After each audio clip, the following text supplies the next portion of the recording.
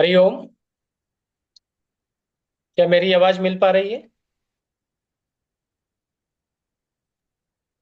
जी जी, मिल पा रही है। जी। ओके।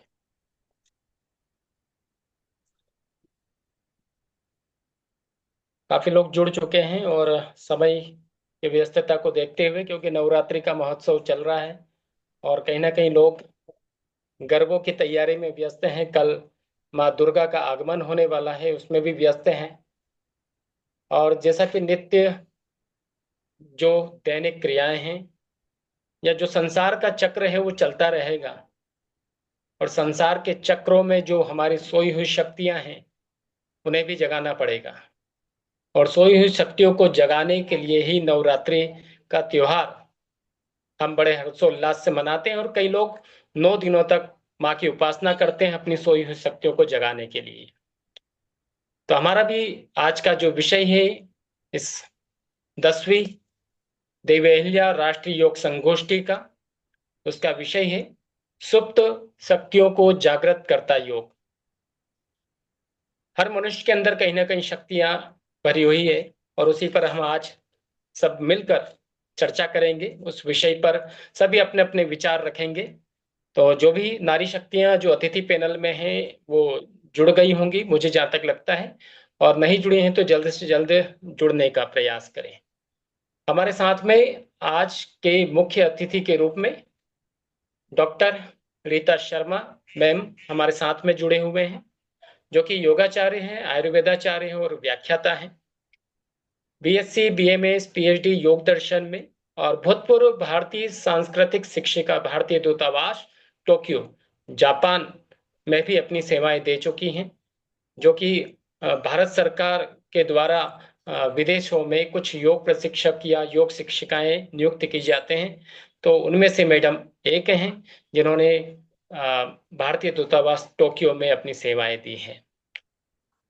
और मैडम का काफी लंबा अनुभव है योग के ऊपर, आहार शैली के ऊपर, जीवन शैली के ऊपर, और भगवत गीता के ऊपर, और विशेष करके आयुर्वेद को लेकर। मैडम आयुर्वेदाचार्य हैं और उन्होंने कई हमें शिक्षित भी किया है, और कई लोगों को, कई योग प्रशिक्षकों को अ, आगे बढ़ने में अपने आशीर्वाद के साथ, शिक्षा के साथ में बहुत सारी शुभकामनाएं भी प्रेषित की हैं। साथ में ही जो हमारे साथ में 10 अतिथि वक्ता पैनल में जुड़ेंगे नारी शक्ति, उनमें ज्योति मिश्रा जी सूरत गुजरात से, भारती भोजवानी जी मुंबई महाराष्ट्र से, सुधा यादव जी रेवाड़ी हरियाणा से, अश्विनी सिंधे जी पुणे महाराष्ट्र से, अनामिका कोठारी जी जयपुर राजस्थान से, दीपा भोसले जी वलसाड़ गुजरात से, प्रियंका आत्रे जी जयपुर राजस्थान से, रंजना चौधरी जी मंदसौर मध्य प्रदेश से, निकिता चौधरी जी जलगांव महाराष्ट्र से, और नेहा कुमरावत जी इंदौर मध्य प्रदेश से हमारे साथ में जुड़ेंगे। तो संस्था के बारे में थोड़ा सा परिचय दे दूं और 2 मिनट के अंदर, कि संस्था विगत 5 वर्षों से लगातार कार्य करती आ रही है योग के क्षेत्र में, और कई सारी कार्यशालाएं भी आयोजित करते हैं। योग संगोष्ठियां हमने 20 जुलाई 2025 से शुरू की है। इसके अलावा फेसबुक लाइव कार्यक्रम, जो हमारा पसंदीदा कार्यक्रम है, उसको हम चलाते हैं रोज सुबह 7 बजे, जिसका अभी वर्तमान में सीजन 2 चल रहा है, और सीजन 1 के अंतर्गत हम करीब 1,000, लगभग 1,000 सेशन हम लोग आयोजित कर चुके हैं। तो ज्यादा समय ना लेते हुए अब मैं हमारे मुख्य अतिथि को आमंत्रित करता हूं, डॉक्टर रीता शर्मा मैडम को, कि वो आए और हमें इस विषय के ऊपर अपनी सारगर्भित उद्बोधन से हमें अनुग्रहित करें। Doctor Rita Sharma ma'am. सभी को मेरी तरफ से प्रणाम। राजमाता अहिल्या योग केंद्र इंदौर के अध्यक्ष सुनील सिंह राजपूत जी और संचालक तपन सिसोदिया जी को मैं प्रणाम करती हूँ। और वो इतना सुंदर योग के क्षेत्र में कार्य कर रहे हैं। मुझे बहुत खुशी होती है आप लोगों के कार्यक्रम देखते देखकर। और आज जो आपने इतना सुंदर और इतना महत्वपूर्ण विषय रखा है, सुप्त शक्तियों को जागृत करने में योग की भूमिका, तो आज हम इस पर बात करते हैं। कल जो देवी शक्ति आ ही रही है, और इसमें हम थोड़ा सा ये कहना चाहेंगे कि योग तो हम कर रहे हैं बहुत से लोग, लेकिन उसको सही अर्थ में समझना बहुत जरूरी है। उसका जो पारंपरिक स्वरूप है उसको समझना जरूरी है। बहुत सी जगहों पर योग हो रहा है लेकिन उसका विकृत रूप हो रहा है। हम जब तक उसके जो पारंपरिक स्वरूप को नहीं समझेंगे तब तक हम योग के सही अर्थ को भी नहीं समझ पाएंगे। हम आज बात करते हैं सुप्त शक्तियों को जागृत करने में योग की भूमिका। देखिए, इसे हम ऐसे समझ सकते हैं जैसे कि ये शक्तियां तो हमारे अंदर शरीर, मन, आत्मा में बीज रूप में रहती ही हैं। ये सदियों से चली आ रही हैं। जरूरत है कि इन शक्तियों को हम कैसे सींचें, इस बीज को हम किस रूप में, कैसी उर्वरक से सींचें कि ये एक सुंदर पौधे के रूप में आ, प्रफुल्लित हो और फिर आगे उसमें जो फूल है, फल आए। तो ऐसा हम क्या करें? इस ये बहुत ही इम्पोर्टेंट और बहुत महत्वपूर्ण इसमें भाग है। यदि हम ये नहीं समझते हैं तो हम उसके अर्थ को जान ही नहीं पाएंगे, उसकी शक्ति को हम समझ ही नहीं पाएंगे। तो जैसे कि उदाहरण है कि एक बीज है, बीज स्वस्थ है, और उसमें जड़, तना, पत्ती, फूल, फल को उत्पन्न करने की सामर्थ्य होती है। वह सामर्थ्यता जो है वो सूक्ष्म सूक्ष्म और सुप्त रूप में उसमें विद्यमान है, उसमें निहित है। लेकिन उसे उचित वातावरण नहीं मिल रहा, उसे उचित भूमि नहीं मिल रही, भोजन नहीं मिल रहा, जल नहीं मिल रहा, और उसके साथ वहाँ पर जो भी उसके लिए क्रियाकलाप होने चाहिए वो सारी चीज़ें नहीं हो रही हैं समय समय से। तो यदि नहीं होंगी तो वो प्रस्फुटित नहीं हो पाएगा। ठीक इसी तरह से जो कर्म है हमारे, वो कर्मों के आधार पर ही हमारे अंदर की शक्तियां जो हैं वो अवचेतन मन में पड़ी हुई हैं। वो शक्तियां जो है वो जागृत हो ही नहीं सकती हैं। तो इनको जागृत करने के लिए हमारे पास क्या टूल है, हम ऐसे कौन सी अभ्यास करते रहें जिसके द्वारा हम इन शक्तियों को जो सुप्तावस्था में पड़ी हुई हैं उन्हें जागृत करें। और ये जब जागृत होने लगती हैं तो हमें ये ऐसा क्यों हुआ, ये चमत्कार कैसे हो गया? ये बहुत ही सरल रूप है इसका, जिसको कि हम समझ नहीं पाते हैं। आप यहाँ पर तो बहुत से लोग योग के ही क्षेत्र से संबंध रखते होंगे और वही लोग होंगे, वो समझते हैं कि हाँ, योग में क्या क्या टूल्स बताए गए हैं। मुख्य तो है, हम यदि बहुत ही स्थूल रूप में देखें तो हम दो शब्द जानते हैं, आहार और विहार। ठीक है, आहार और विहार क्यों जरूरी है और सही रूप में क्यों जरूरी है? उससे हमें प्राणिक ऊर्जा की प्राप्ति होती है। ठीक है, अब ये प्राणिक ऊर्जा की प्राप्ति तो होती है, लेकिन ये प्राणिक ऊर्जा हमें क्यों जरूरी है?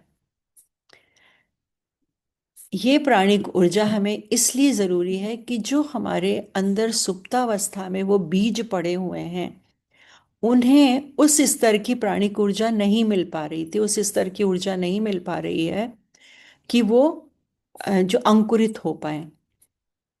तो हम जब यौगिक साधना करते हैं, यौगिक साधना के कई रूप बताए गए हैं, और मुख्य है रूप जो है वो है एक तो हम आहार से ऊर्जा की प्राप्ति करते हैं, और दूसरी तरफ जो है हम विहार से प्राप्ति करते हैं। विहार में जो हम दो मुख्य यदि लें तो वो है एक हठ योग और एक है अष्टांग योग। जो हम ये कह सकते हैं कि हमारे आपके जैसे लोगों के लिए, जिनको हम मध्यम अधिकारी बोल रहे हैं लेकिन अभी हम बहुत अधम स्थिति में हैं। वो मध्यम मध्यम अधिकारी तो उस समय थे जब पतंजलि मुनि ने ये लिखा था ग्रंथ, योग ग्रंथ।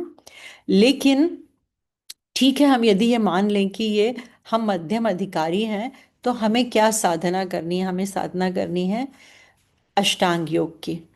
और अष्टांग योग में हमें पता है कि 8 अंग हैं, यम, नियम, आसन, प्राणायाम, प्रत्याहार, धारणा, ध्यान, समाधि।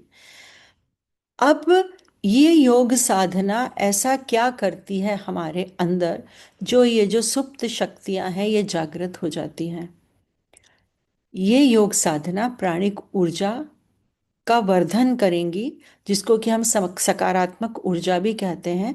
और ये सकारात्मक ऊर्जा का जब वर्धन होगा, तो हम यदि इसको आयुर्वेद के परिप्रेक्ष्य में भी देखें, तो ये तीनों दोषों का संतुलन करती है। तीनों दोषों का संतुलन मतलब, जब संतुलित संतुलित अवस्था होती है, आयुर्वेद ने कहा है विकारो धातु वैषम्यम साम्यम प्रकृति रुच्यते। तो यदि विकार होंगे, तब उस समय दोष जो है वो असंतुलित होंगे। विकार मतलब रोग। और जब ये दोष संतुलित अवस्था में या साम्यावस्था में होंगे, तो उस समय व्यक्ति निरोगी होगा। अब ये निरोगी क्या है? निरोगी है कि उसके अंदर इतनी सकारात्मक ऊर्जा है कि वो नकारात्मक या रोग के कारणों को वहां आने ही नहीं दे रहा है, रोग को उत्पन्न ही नहीं होने दे रहा है। अब ये रोग जो है वो किस किस रूप में आते हैं? तो स्वस्थ की यदि हम परिभाषा देखें, चाहे वो WHO ने दी है या आयुर्वेद ने दी है। आयुर्वेद की परिभाषा में उन्होंने आध्यात्मिक पक्ष भी लिया है, लेकिन WHO की जो विश्व स्वास्थ्य संगठन की परिभाषा है, उसमें उन्होंने शारीरिक, मानसिक और सामाजिक पक्ष ही लिए हैं। तो तीन पक्ष तो उसमें है, लेकिन आयुर्वेद में चौथा पक्ष भी है, आध्यात्मिक पक्ष। आयुर्वेद कहता है कि जब तक आपकी आत्मा, इंद्रिय और मन ये तीनों प्रसन्न चित्त नहीं है, तब तक व्यक्ति स्वस्थ नहीं कहला सकता। उसके पास चाहे कितना भी धन संपदा सब कुछ हो, लेकिन यदि वो संतुष्ट नहीं है, उसकी आत्मा प्रसन्न चित्त नहीं है, तो वो जो है वो स्वस्थ व्यक्ति नहीं है। और इसके लिए एक बड़ी सुंदर सी श्लोक के रूप में आयुर्वेद में इसकी परिभाषा दी हुई है। स्वस्थस्य सॉरी समदोषः सम अग्निश्च समधातु मलक्रियः प्रसन्न आत्मेन्द्रिय मनः स्वस्थ इत्यभिधीयते। समदोष, दोष धातु, अग्नि, मल, ये सब समावस्था में होना चाहिए। मल मतलब मल का भी समय समय पर निष्कासन होते रहना चाहिए। और फिर दूसरी लाइन में उन्होंने कहा है प्रसन्न आत्मेंद्रिय मन, आत्मा इंद्रिय मन का प्रसन्न चित्त होना है आवश्यक है, तभी व्यक्ति को हम स्वस्थ कह सकते हैं। तो ये जो परिभाषा है जिसमें कि आध्यात्मिक पक्ष आ रहा है, ये WHO की परिभाषा में नहीं है। ये बहुत बड़ा अंतर है। और यही कारण है कि जो पाश्चात्य देश हैं, वहाँ पर सबसे ज़्यादा साइकोलॉजिकल डिसऑर्डर्स होते हैं, साइकोसोमैटिक प्रॉब्लम्स आती हैं। हम्म? ये आध्यात्मिक पक्ष के लैक होने के कारण ये वहाँ पर नहीं है इनकी स्वास्थ्य की परिभाषा में। आज इसीलिए दूसरे देशों से, पश्चिमी देशों से इतने लोग हमारे देश में आ रहे हैं सुप्त शक्तियों को जागृत करने के लिए। ठीक। अब हम चलते हैं कि ये आध्यात्मिक जीवन शैली हमारे शरीर में ऐसा क्या करती है। आध्यात्मिक जीवन शैली हमारे शरीर में 7 चक्र हैं। उन चक्रों में नीचे से मूलाधार चक्र से धीरे धीरे धीरे धीरे ऊर्जा का वर्धन करती है। और ये ऊर्जा का वर्धन जब होता है, तो प्रत्येक चक्र का अपना एक निर्धारित कार्य है। एक नहीं, अनेक निर्धारित कार्य हैं। मुख्य कार्य कुछ होते हैं और उसके अलावा भी वो कई कार्य करते हैं। तो ऐसे एक एक चक्र को भेदते हुए जैसे जैसे ऊर्जा का वर्धन होता है, ये ऊर्जा सहस्रार चक्र में पहुंचती है। सहस्रार चक्र को यदि हम मॉडर्न साइंस से रिलेट करते हैं, तो हम ये कह सकते हैं कि पीनियल ग्लैंड, पिट्यूटरी ग्लैंड को, जो कि ब्रेन में स्थित है, उनको ये पूरी तरह से एक्टिवेट कर रही है। और उनका एक्टिवेशन जो है वो ब्लिसफुल स्टेट में ले जाता है, एक आनंददायी स्थिति में ले जाता है। ठीक है। अब यहाँ पर हमको ये समझने की ज़रूरत है कि जब हमें आनंददायी स्थिति प्राप्त हो जाती है, तो होता क्या है। या हम यौगिक साधना कर रहे हैं, यम नियम करने से हमारा, देखिए, शारीरिक पक्ष भी सुदृढ़ होता है, मानसिक भी सुदृढ़ होता है, सामाजिक भी होता है, और आध्यात्मिक पक्ष भी होता है। आसन से हमारा शारीरिक पक्ष सुदृढ़ हो रहा है, स्वस्थ का। प्राणायाम से हम मन का कंट्रोल कर रहे हैं, मन का नियंत्रण हो रहा है। प्रत्याहार से हम मन के नियंत्रण होने पर इंद्रियों का नियंत्रण कर रहे हैं। इंद्रियों को अब हम अपने हिसाब से अंतर्मुखी कर सकते हैं।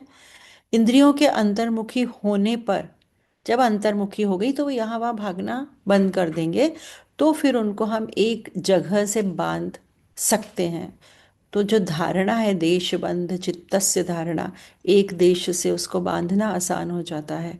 और फिर जब हम एक देश देश से बांध देते हैं, तो यदि यही सतत क्रिया चलती जा रही है, सतत continuously this is happening, so at that moment we just forget about our body and we are directly connected to that object where you are focusing, मतलब जहाँ आपने धारणा की है वहाँ पर। तो ये ध्यान में बदल जाता है, ये ध्यान की स्थिति है। और जब ध्यान की स्थिति है हमेशा चलती रहती है, और आप वापस अपने शरीर की तरफ, फिजिकल बॉडी की तरफ, या हम भौतिक वस्तुओं की तरफ वापस नहीं आते हैं, अब सूक्ष्म स्तर पर ही है। और फिर हम उसी स्तर पर ही अब स्थित हो चुके हैं।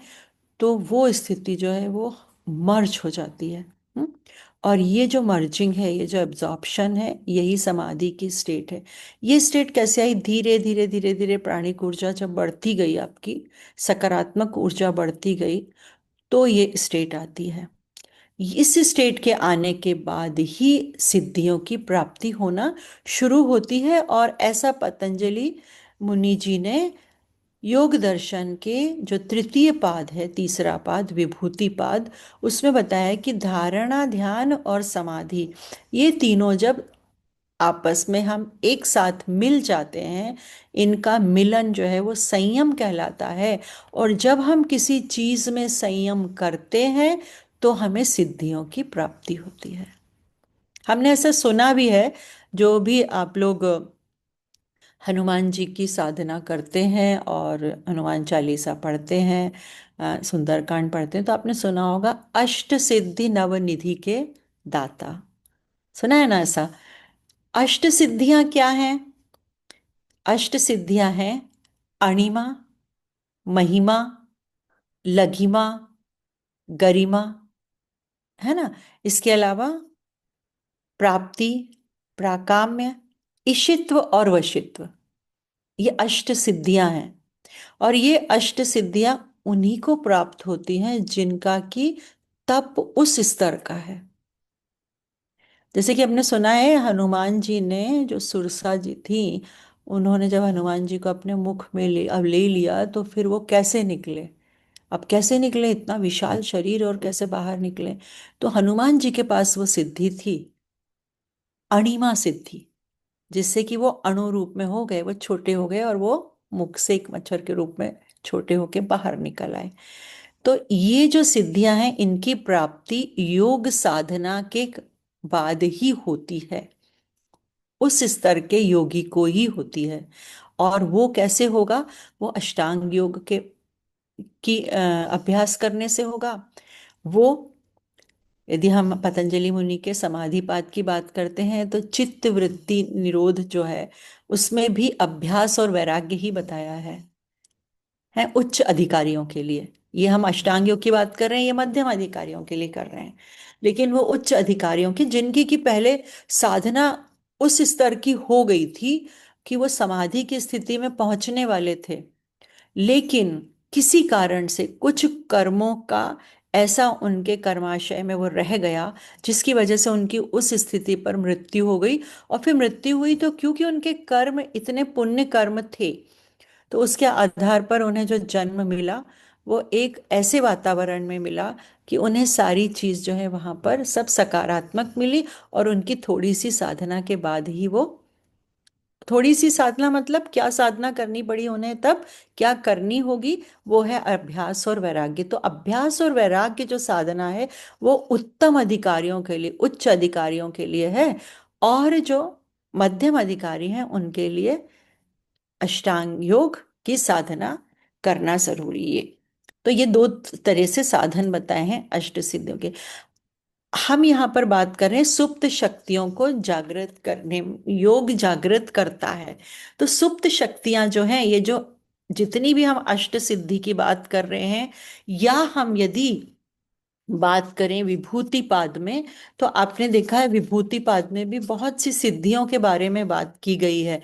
और कैसी सिद्धियां कि यदि हम सूर्य पर संयम करते हैं तो हमें पूरे ग्रह नक्षत्रों का ज्ञान हो जाता है, क्योंकि सोलर सिस्टम का जो अपना सूर्य का जो पूरा परिवार है, उसका मुखिया कौन है? उसका मुखिया है सूर्य। तो ये जो सोलर सिस्टम है, यदि हम इसमें सूर्य पर संयम कर रहे हैं तो सूर्य पर संयम करने से हमको ग्रह नक्षत्रों का, तारों का, सबका ज्ञान हो जाता है।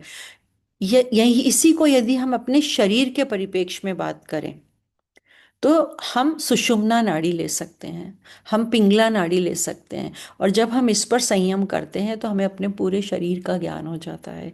ये भी एक एक पूरा विश्व रूप का ही एक भाग है। तो हम इस तरह से जब भी हम जिस भी चीज पर संयम करेंगे, और ये साधना जब आपकी सतत चलेगी, शुद्ध रूप में चलेगी, तो सिद्धियों की प्राप्ति होती है, उसी से संबंधित सिद्धि की प्राप्ति हो जाएगी। हम्म? जैसे एक और इसमें कहा है, मैत्र्यादिषु बलानि, मैत्री करुणा मुदितोपेक्षाणाम सुख दुख पुण्य पुण्य दाराणाम भावना तश्चित्त प्रसादनम। चित्त प्रसादन के उपाय क्या हैं? कि मैत्री करुणा मुदितो, ये तीन है। चौथा क्या है एक और? कि यदि आपके साथ कोई ठीक व्यवहार नहीं कर रहा है, समाज में वो ठीक व्यवहार नहीं कर रहा है, तो एक समय तक समझाना आपका कार्य है, ये आपका कार्य है उसको सही दिशा दिखाना। और यदि वो फिर भी नहीं समझता है तो उसकी उपेक्षा कीजिए, उसे छोड़ दीजिए और आप अपने रास्ते आगे बढ़िए। ये है। तो इसमें ये बताया कि यदि मैत्री करुणा और मुदिता, इसमें आप संयम करते हैं, इसमें आप ध्यान करते हैं, इसी का ही आप अभ्यास करते रहते हैं, तो आप में उसी से संबंधित बल की वृद्धि होगी। मैत्री में संयम करेंगे तो आप सबके लिए सुखकारी बन जाएंगे, आप हितकारी बन जाएंगे। करुणा में संयम करेंगे तो आप दुखियों का दुख दूर करने की आप में शक्ति आ जाएगी ना। तो इस तरह से ही यदि आप मुदिता में करते हैं तो आपको हर्ष उल्लास की प्राप्ति होगी। आप आसपास के वातावरण को भी हर्षोल्लासित रखेंगे। तो इस तरह से जो ये सब चीजें हमारे कहीं ना कहीं अवचेतन मन में सूक्ष्म रूप में विद्यमान है, सुप्त रूप में विद्यमान है, लेकिन जरूरत है हमें उसी से संबंधित साधना करने की। और यदि आप वैसी साधना करते हैं, सतत साधना करते हैं, तो जरूर आपको उससे संबंधित जो है वो शक्ति की प्राप्ति हो जाती है। और यही कारण है कि ऐसे ही ये अष्ट सिद्धियों की प्राप्ति होती है, ऐसे ही स्थित प्रज्ञ बनते हैं। जैसे हमें श्रीमद् भगवद गीता में कहा गया है ना, प्रजहाति यदा कामान सर्वान पार्थ मनोगतान आत्मन्यवात्मना तुष्ट स्थित प्रज्ञ सदोच्यते।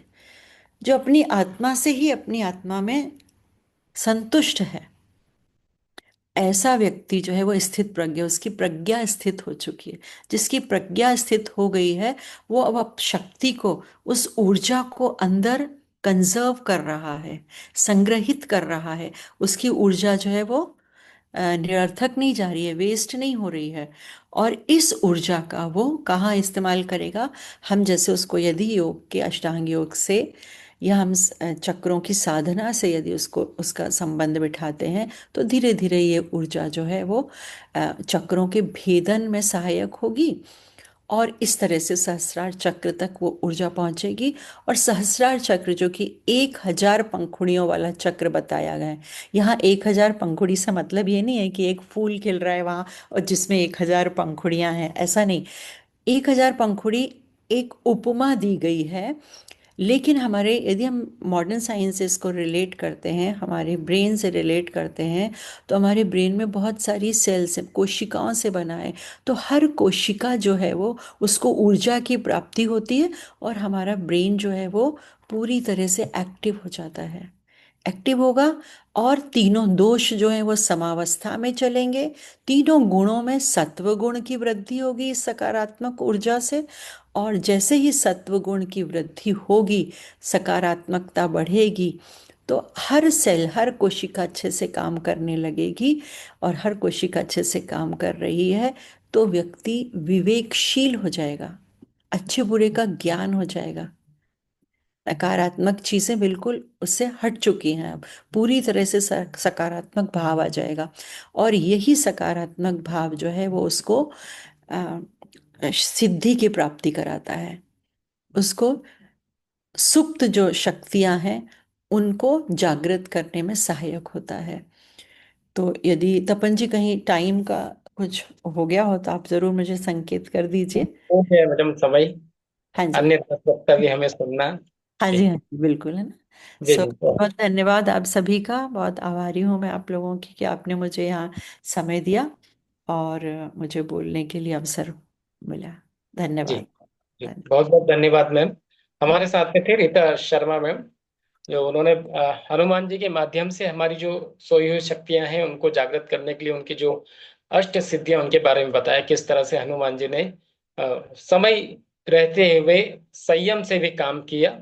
और धारणा ध्यान समाधि जो संयम का ही रूप है, तीनों से मिलकर संयम बनता है, और संयम के माध्यम से अपनी सोई हुई शक्तियों को जागृत किया। तो हमें भी कहीं ना कहीं संयमित रहना चाहिए जीवन में और अपनी सोई हुई शक्तियों को जागृत करते रहना चाहिए। तो बहुत बहुत धन्यवाद मैम। आप ये हमारी नारी शक्ति अतिथि वक्ता पैनल में सबसे पहला नाम में ज्योति मिश्रा जी, जो कि सूरत गुजरात से हमारे साथ में जुड़ेंगे। स्वागत है आपका। सभी नारी शक्तियों से मेरा विनम्र अनुरोध है कि समय का विशेष ध्यान रखेंगे सभी लोग, ताकि हम समय सीमा के अंदर अपना कार्यक्रम समाप्त कर पाए। जी, स्वागत है आपका। और नमस्ते, प्रणाम आप सभी यहाँ पर उपस्थित सभी योगी साथियों का।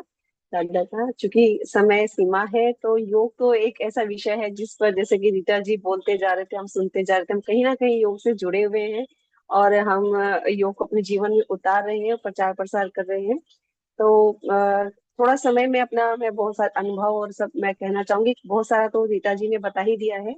सबसे पहले धन्यवाद करना चाहूंगी यहाँ पर अहिल्या योग मंच का, जिन्होंने मुझे यहाँ पर अवसर अवसर प्रदान किया है अपनी विचार प्रस्तुत करने का, जिसका विषय है सुप्त शक्तियों को जागृत करता योग। जी हाँ, बिल्कुल बिल्कुल सत्य है कि सुप्त हमारी जो शक्तियां हैं उनको योग के द्वारा ही एक ऐसा साधन है जिससे हम उनको जागृत कर सकते हैं। तो मनुष्य का जीवन जो है व्यर्थ नहीं हुआ है। मनुष्य के भीतर असीम शक्तियां, ऊर्जा, अद्भुत शक्तियां, असीम शक्तियां और बहुत सारी ऐसे संकल्प हमारे अंदर सीधे, जिनको हम अपने योग के द्वारा उनको हम जागृत कर सकते हैं। जैसा कि उदाहरण के तौर पे उन्होंने, इंदिरा जी ने बताया कि जैसे बीज का उदाहरण दिया, थी उसी प्रकार बीज के अंदर भीतर जो है छुपा होता है वट वृक्ष। उसको अच्छे से सींचेंगे, उचित वातावरण में उसको सब चीजों का ध्यान रखते हुए उसके अंदर जब एक पौधे से एक वट वृक्ष का रूप धारण कर लेता है। योग के अंदर बहुत सारे ऐसे उदाहरण भी हैं और हमने स्वयं में योग का जो इतने सालों से हम जुड़े हुए हैं, बहुत सारे अनुभव प्राप्त किए हैं, हमारे साथियों के साथ में अनुभव प्राप्त किए हैं कि किस प्रकार से योग के अंदर होता है। ज्यादातर अभी योग का जो हम ले रहे हैं सार, वो केवल आसन, प्राणायाम और ध्यान, ये सिर्फ जो तीन पार्ट, हम सोचो हम सभी आज के समय में सभी इसी पर कार्य कर रहे हैं। तो इसके द्वारा बहुत सारे लोगों को स्वास्थ्य, मानसिक और आध्यात्मिकता की लाभ प्राप्त हो रहे हैं। अगर हम महर्षि पतंजलि है और हठ योग में बताए गए जो जो हमारे जो स्टेप हैं उनको अगर फॉलो करें तो हम कहाँ तक पहुंच जाते हैं। उन्होंने मोक्ष और कैवल्य को बताया गया है ना, विद्या प्राप्त करने का लिए बताया गया। महर्षि पतंजलि ने अपने योग सूत्र में से समाधि पाद से लेके केवल्य पाद तक किस प्रकार से हम स्टेप बाय स्टेप हम जाकर हम कैसे मोक्ष और सिद्धियां प्राप्त कर सकते हैं, उन्हें तीसरे अध्याय में विभूति पाद है, वहां पर उन्होंने सिद्धियों के बारे में चर्चा की है कि किस प्रकार योग को आत्मसात करके, उनके उनके अनुभव प्राप्त करके, उनके साधना, गहन साधना करके हम किस प्रकार अपनी चेतना को उच्च स्तर तक ले जाकर हम किस प्रकार से हमारी सुप्त शक्तियों को हम जागृत कर सकते हैं। ये तब संभव होगा जब हमारे अंदर जो पंच क्लेश है, हमारे अंदर जो चीजें हैं, नकारात्मकता है, उनको जब हम दूर कर देंगे। जैसे पतंजलि ने अपने पहले अध्याय के दूसरे श्लोक में उन्होंने बोला है सूत्र में कि चित्त योग से चित्त वृत्ति निरोध है। चित्त की वृत्तियों का निरोध ही योग है। जब मन की चंचलता धीमी हो जाती है, तब हमारे जो भीतर के जो चेतना है वो गहराई से जुड़ाव होता है, और तब प्रकट होता है शक्तियों का। हम सभी के भीतर बहुत सारी शक्तियां छिपी हुई है ना। लेकिन हम मुख्य मुख्य रूप से अगर देखें तो शारीरिक शक्ति, जैसे सहनशीलता है, स्वास्थ्य है, रोग प्रतिरोधक क्षमता है। मानसिक शक्ति जिसमें श्रवण शक्ति, एकाग्रता, धैर्य, आत्मनियंत्रण। आध्यात्मिक शक्ति से अंतर्ज्ञान, परोपकार और आत्मज्ञान का प्राप्त होता है। इन आधुनिक इन सब चीजों को हम आधुनिक समय में हम इन सब की प्राप्ति कर रहे हैं कहीं ना कहीं योग के साथ जुड़कर। लेकिन जो शक्तियां हैं, असीम शक्तियां हैं, उनका तो गहन अध्ययन के साथ, गहन चिंतन के साथ जुड़कर, अभ्यास के साथ ही हम उनको प्राप्त कर सकते हैं।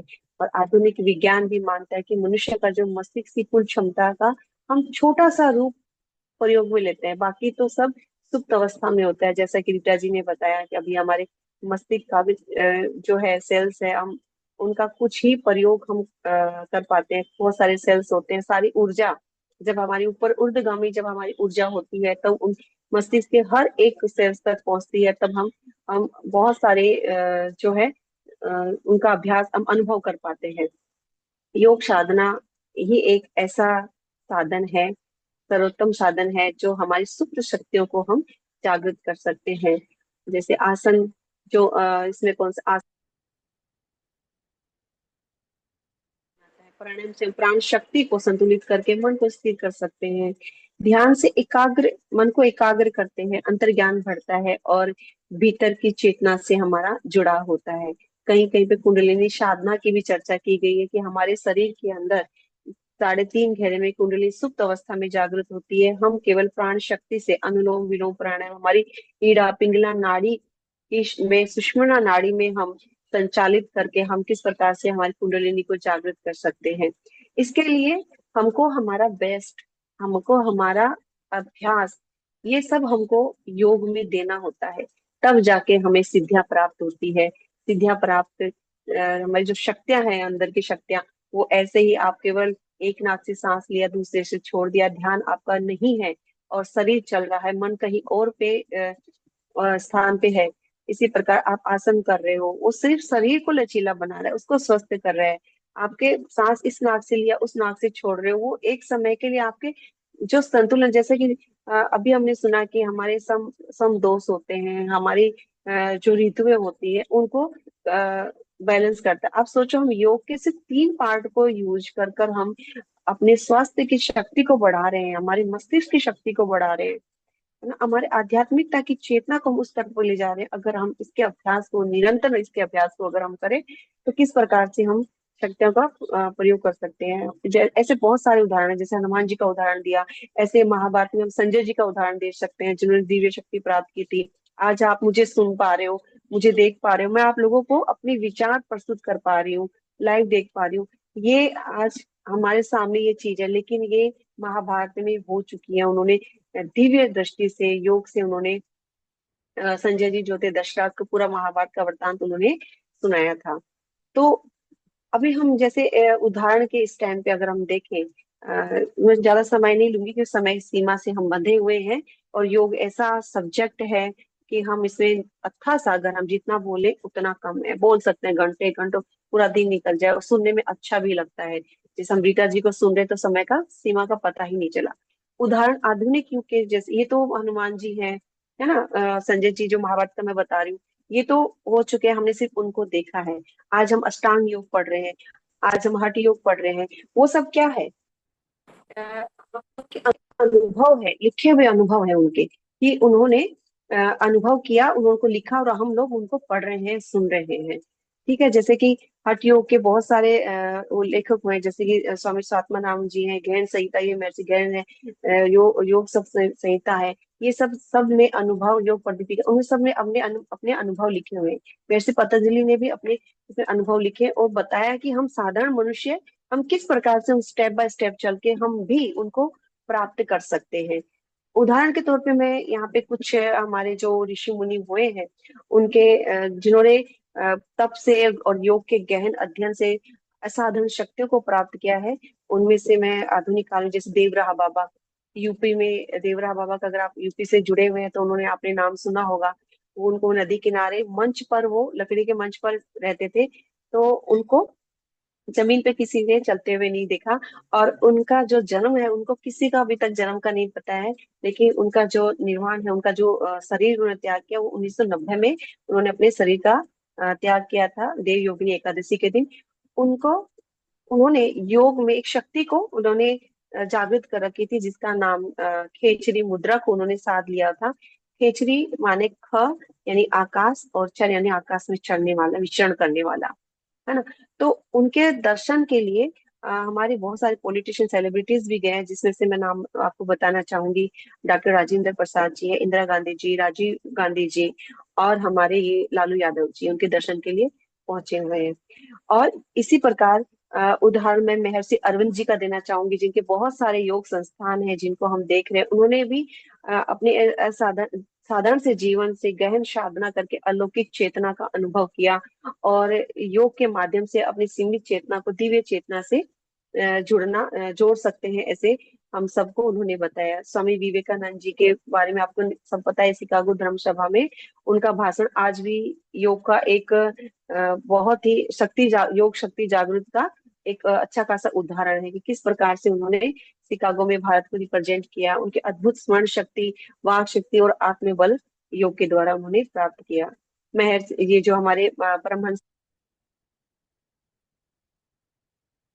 ऑफ योगी के लेखक हैं, उन्होंने योग के माध्यम से आत्मज्ञान और दिव्य अनुभव की राह हम सब पूरी दुनिया को दिखाई है। उनका जीवन सिद्ध करता है कि योग से सुप्त शक्तियां जागृत होती है। स्वामी सत्यानंद सरस्वती जी बिहार ऑफ स्कूल के प्रणेता, उन्होंने योग को वैज्ञानिक ढंग से प्रस्तुत किया, साधना से गहरी अंतर्दृष्टि विकसित की। आज आधुनिक विज्ञान आज आधुनिक विज्ञान भी मानता है कि ध्यान प्राणायाम से मस्तिष्क की कार्य क्षमता को और स्मरण शक्ति को हम बढ़ा सकते हैं। और इसके अगर हम देखें तो लाभ हमको अब, ये तो चलो जितने भी उन्होंने बहुत गहन अध्ययन से, बहुत ही योग की साधना करके उन्होंने अपनी सुप्त शक्तियों को जागृत किया। हम केवल एक छोटे से रूप में हम करके योग की प्रचार प्रसार करके उनसे जोड़कर हम लाभ प्राप्त कर सकते हैं। जैसे कि व्यवहारिक लाभ में बताएं, विद्यार्थियों के लिए एकाग्र और श्रम शक्ति, युवाओं के लिए आत्मविश्वास और निर्णय क्षमता की शक्ति बढ़ा सकते हैं, बुजुर्गों के लिए स्वास्थ्य और मानसिक शक्ति, समाज के लिए प्रेम, करुणा और भाईचारा बहुत ही आवश्यक है, बहुत ही जरूरी है आज के समय में। ये सब नकारात्मकता को दूर कर सकारात्मकता की तरफ ले जाकर हमारी चेतना को उच्च स्तर की चेतना से जोड़ते हैं। अब मैं आपको एक, ये तो उदाहरण मैंने आपके आधुनिक काल में जो हमारे हुए हैं, आज हम देख रहे हैं, उनको पढ़ रहे हैं, सुन रहे हैं, उनके बारे में बताया। मैं मेरी क्लास का एग्जाम्पल देना चाहूंगी कि मैं अभी कुछ समय पहले मैं अपनी योग निद्रा करवा रही थी अपनी क्लास के अंदर, जिसमें मैं साथ ही साथ हमारी चक्रास के बारे में बता रही थी। ये चक्रास क्या है? सप्त चक्रास ये हमारी शक्तियों के चैनल ही हैं, जिन्हें अलग अलग स्थान पर हैं, और हम उन्हें उनके ऊपर ध्यान करके एकाग्रता से जुड़ के मन, अपनी सांसों के साथ, मन के साथ और अपने शरीर के साथ जुड़कर हम उनको एक अलग अनुभव प्राप्त कर सकते हैं। जब मैंने एक मेरी योग साधिका, जिनको मैं योग निद्रा के साथ सब चक्रास के साथ में जोड़ रही थी, तो अचानक से वो उठ के बैठ गई। उन्होंने बोला, मैडम आपकी क्लास में चूहा है, और मेरी कमर के नीचे से चूहा निकला है। तो उनको क्या, हम जब ध्यान करते हैं तो हमारे अंदर वाइब्रेशन एक उत्पन्न होता है, एक ऊर्जा का संचालन, ऊर्ध्वगामी हमारी ऊर्जा निम्न स्तर से उच्च स्तर की तरफ पहुंचने लगती है, रूट चक्र से सहस्त्र चक्र की तरफ हो जाने लगती है, और उन चैनल्स में वाइब्रेशन, कंपन उत्पन्न होता है। वो कंपन ही था जो उनको लगा कि उनकी कमर के नीचे से कोई चूहा गुजरा है। तो ये अनुभव था, लेकिन वो एक साधारण से है, उनको नहीं पता कि हमारे शरीर के अंदर कितनी शक्तियां छुपी हुई है, तो उनको वो अच्छे से डिफाइन कर, उनको अच्छे से वो हमें बता नहीं पाए। तो बस मैं, आप समय थोड़ा कम है, बोलना बहुत बहुत सारे ऐसे अनुभव है हमारे बीच में, लेकिन मैं सिर्फ इतना कहना चाहूंगी, योग केवल शारीरिक व्यायाम नहीं है, ये जीवन की पूर्णता का मार्ग है, और हमारे भीतर सुप्त पड़ी हुई अनंत शक्तियों को जागृत कर हमें साधारण से असाधारण बना देता है। अतः आइए हम सब ये संकल्प करते हैं कि योग को हम सही दिशा में इसका प्रचार प्रसार करें, और लोगों को एक मैसेज पहुंचाएं कि ये केवल अभ्यास मात्र नहीं है, ये हमारे जीवन का अभिन्न अंग है, अभिन्न हिस्सा इसको बनाकर चलेंगे, तब हम इस योग से शास्त्रों के बहुत सारे अनुभव हम प्राप्त कर सकते हैं। तो मैं धन्यवाद करना चाहूंगी आप सभी का जिन्होंने मुझे सुना है अच्छे से। और कहना तो बहुत कुछ है, बहुत सारा अनुभव है, प्रयास है, लेकिन हम सबको सुनना है। और चूंकि मेरा पहला नंबर है इसलिए मैं समय अपना सीमित रखती हूँ। बहुत बहुत धन्यवाद। बहुत सारी बातें हमें ज्योति मिश्रा जी ने बताई। अगला मैं आमंत्रित करता हूं भारती भोजवानी जी, मुंबई महाराष्ट्र से। जी, स्वागत है आपका। नमस्ते। मेरा वीडियो डिसेबल किया हुआ है, आपको ऑन करना पड़ेगा। एक मिनट, नहीं आपकी ओर से ही हो जाएगा। अब देखिए, जी। हो गया होगा। जी, स्वागत हाँ है जी। आपका। नमस्ते। एंड मैं आपके आभारी हूँ, राजमाता अहिल्या योग केंद्र की आभारी हूँ कि आपने मुझे चांस दिया है आज बात करने का।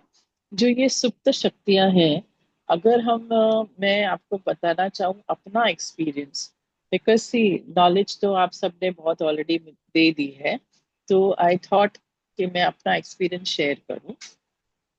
पेशेंट अगर चेयर पर है, 99% ऑफ द टाइम्स वो डरा हुआ रहता है, एंजाइटी रहती है कि क्या होगा, और उसमें चक्कर आने का चांसेस, सिनकोप होने का चांसेस बहुत होता है। जब से मैंने योगा सीखा, मैं योगा में पिछले 10 साल से जुड़ी हूँ। जब सीखा तो अगर मैंने पेशेंट को सिर्फ इतना कहा कि आप एक काम करो, आंखें बंद करो और ध्यान आपके ब्रीदिंग पे करो, तो बहुत सारे पेशेंट्स एकदम रिलैक्स हो गए। मतलब जो कंसिस्टेंट, जो आप हम 10 साल 20 साल योगा करने के बाद जो अंदर की शक्तियां हमें देखने को मिलेंगी, वो तो अलग ही है। पर मैंने तो इंस्टेंट इंस्टेंट रिजल्ट देखा है कि द मोमेंट मैंने उनको 2 या 3 मिनट योग निद्रा का स्मॉल वर्जन कराया, तो बाकी जो डेंटल प्रोसीजर पूरा 1 घंटे का, मुझे टेंशन ही नहीं आई।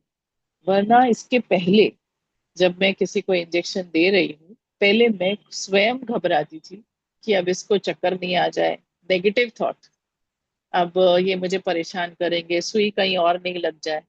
जब मैं खुद मेडिटेशन करने लगी या खुद प्राणायाम करने लगी, पहले तो मैं पॉजिटिव हो गई कि कुछ नहीं होगा पेशेंट को, उसके बाद में उनकी एंजाइटी ठीक करना। तो सबसे पहले जो मुझे फायदा योग में नजर आया है वो है स्ट्रेस मैनेजमेंट और एंजाइटी।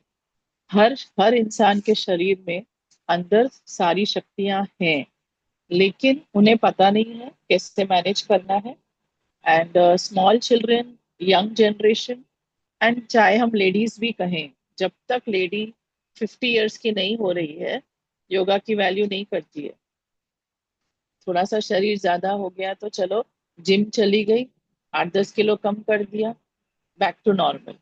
इसकी वैल्यू अगर अगर एक दादी या एक सास अपनी बहू को पहले बताए, और वो माँ 3 साल की उम्र या 2 साल की उम्र से ही अगर बच्चे को योग सिखा रहे हैं, तो इस संसार का जो सृष्टि टोटली विल चेंज। क्योंकि बहुत कुछ अंदर, कैसे अंदर आपको कामनेस आ जाती है, जेलसी नहीं रहती है, और गुस्सा थोड़ा कम हो जाता है, तो आप कोप अप कर सकते हो जिंदगी के स्ट्रेस से। अब जैसे मेरा एक्सपीरियंस रहा है कि सारे डॉक्टर्स पेशेंट से ज्यादा स्ट्रेसफुल रहते हैं। अब मैं ईसी मेंबर हूँ इंडियन डेंटल एसोसिएशन की, तो उनका स्ट्रेस मैनेजमेंट मैं लेती हूँ। डॉक्टर्स को ज्यादा स्ट्रेस है, बिकॉज आपको पता है कि पेशेंट्स किस तरह से परेशान करते हैं अगर कुछ गलत हो जाए उनके साथ। तो स्ट्रेस, अंदर की जो शक्ति है हमारे शरीर के अंदर, सिर्फ आंखें बंद करने से और ध्यान ब्रीदिंग में करने से भी बहुत सारी शक्ति आ जाती है। Because we are saving lot of energy. आंखें बंद यानी 80% एनर्जी बच गई। ध्यान ब्रीदिंग पे आ गया यानी you learn to be in the present. इंसान या पास्ट या फ्यूचर में ही घिरा रहता है। अब पेशेंट आएगा, अब पता नहीं उसका दांत कैसे बनेगा, जो भी है, प्रेजेंट में कोई रहता नहीं है। तो ये योग से जो सबसे बड़ा बेनिफिट मैंने देखा है, we learn to be in the present. And क्योंकि आंखें बंद और ध्यान हम ब्रीदिंग पे करते हैं, तो अंदर का हीलिंग पावर, हमारा शरीर एक्चुअली हर बीमारी को खुद ही ठीक कर सकता है एक्चुअली, एक्सेप्ट एक्सीडेंट्स। एक्सीडेंट्स में चलो डॉक्टर भगवान का नेक्स्ट रूप है, लेकिन बाकी जो भी शरीर की जो भी इश्यूज हैं, अगर हमने अपने शरीर को थोड़ी सी स्ट्रेंथ दे दी, अनुलोम विलोम करके, प्राणायाम करके, योगा करके, तो हमारे शरीर में पूरी शक्ति है अपने आप को ठीक करने की। बस हमें ये ज्ञान दूसरों को बोलना है, कोशिश करनी है। मैं स्कूल्स में जाती हूँ, 10th और 12th के बच्चों को मैं मेडिटेशन कराती हूँ, and you will not believe, वो बच्चे इतने, उनके आंखों में आंसू आ जाते हैं कि अरे हमें तो पता ही नहीं था किस तरह से हम स्ट्रेस ना लें। सो मेरे हिसाब से पूरी अंदर की जो मेन शक्ति है शांतता की, वो इससे जागृत जरूर होती है। मेरा समय अब समाप्त हुआ। थैंक यू, आई होप मैं अपना मैसेज दे सकी। Thank you so much. बहुत बहुत धन्यवाद मैम। अब बहुत अच्छी बात करें कि हमारी जो शक्ति है वो हमारी शांति में ही है। इसलिए भी कहा गया है कि अधिक समय तक हमें मौन रहना चाहिए, और मौन से ही हाँ, हमारी ऊर्जा बढ़ती है, और वही आंतरिक ऊर्जाएं, आंतरिक सोई हुई सुप्त शक्तियां हैं। तो अब मैं अगला नाम हमारी पैनल में से सुधा यादव जी रेवाड़ी हरियाणा से हमारे साथ जुड़ेंगे। जी स्वागत है आपका। सभी को नमस्ते, सभी को मेरा प्रणाम, सभी को ओम। Thank you so much Tapan ji, and thank you so much Ahilya Devi जो हमारे योग केंद्र हैं, उनका बहुत बहुत धन्यवाद। और thank you so much to all कि आप लोगों ने मुझे इतना समय दिया और आप मुझे सुनने, मैं आप लोगों को कुछ कहने की कोशिश करूं, और अगर वो मैसेज आप तक पहुंच जाए तो आई होप कि मेरा कहना सही रहेगा। जैसा कि ज्योति जी ने बताया है ना, कि योग की अगर हम बात करें तो एक सबसे पहला क्वेश्चन आता है आपके माइंड में, जोड़। अब हम बात करें कि अगर हम इतने सारे लोग अगर एक साथ बैठे हैं, एक साथ जुड़ रहे हैं, तो सिर्फ ये पावर ऑफ योग है। और जहाँ हम जुड़ाव की बात करते हैं, जहाँ से बात हो रही है, सुप्त शक्तियों की बात हो रही है, कि अगर हमारे अंदर जो पावर्स हैं, जो इंटीमेट पावर्स हैं हमारी, वो किस तरह से जागृत होती हैं इससे। तो मुझे, अगर मैं अपनी बात करूं, तो जैसे दीपा जी ने बताया हमें कि लाइक अगर हम बात करें जब हम प्राणायाम करते हैं, तो प्राणायाम का मीनिंग ही हो जाता है कि प्राण प्लस आयाम, यानी कि जो आपकी वाइटल एनर्जी है उसका विस्तार करना। अगर आपके अंदर वो विस्तार हो जाए, अगर आपकी सांसें, वो कहते हैं, लंबी और गहरी हो जाती हैं। और एक सबसे बड़ी बात आती है, जब आप प्राणायाम करने बैठते हो तो आपका माइंड बिल्कुल ही रिलैक्स हो जाता है। और बाहर की, इवन अगर मैं अपनी बात करूं, तो मुझे बाहर की वॉइसेस जो होती हैं वो समझ नहीं आती, ना सुनाई देती हैं। मुझे जस्ट लाइक लगता है कि स्टक हो गई मैं, और उसमें मुझे लगता है कि घंटों तक आप बैठे रहते हो। और रही अगर हम योग की बात करते हैं, तो वो बॉडी एंड बियॉन्ड है, वो काया और कायातीत से परे का विज्ञान है।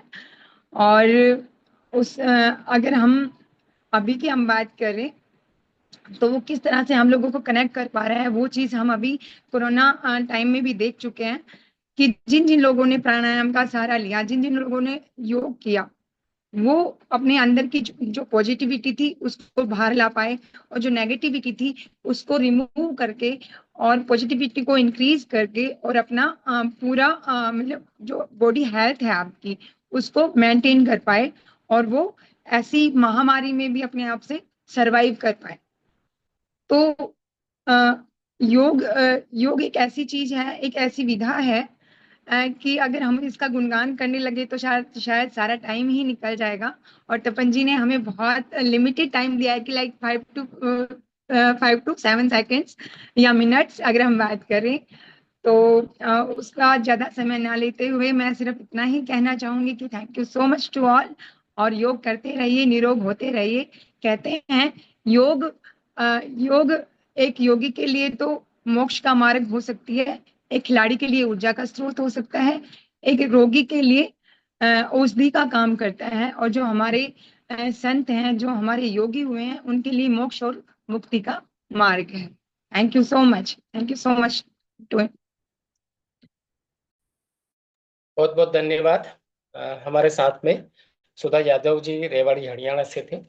क्या अश्विनी जी जुड़ चुके हैं क्या? अश्विनी जी का मैसेज आया था, शायद किसी कारण से कहीं वो नहीं जुड़ पाएंगे, तो अश्विनी शिंदे जी का नाम तो आ रहा है अश्विनी, लेकिन नहीं जुड़ पा रहे हैं। अनम्यूट करें इनको, जो 4 नंबर पे हैं, टेक्निकल टीम।